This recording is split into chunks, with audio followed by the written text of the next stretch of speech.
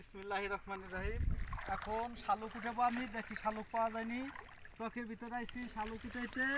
এই শাপলার নিচে শালুক হয়, দেখি শাপলার শালুক পাওয়া গেল না।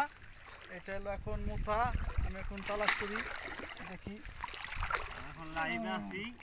এখন এটাও মুথা, এই যে দেখেন শালুক এরকম না, এটা হলো মুথা। এখন দেখি পানাই যার একটা দেখা যায়, এটা দেখি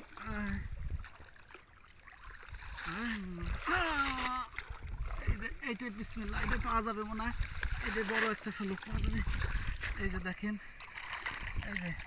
এই যে গাছ, এই যে শালুক দেখেন, এই যে শালুক, এই যে মাটির তলে এগুলো হয়।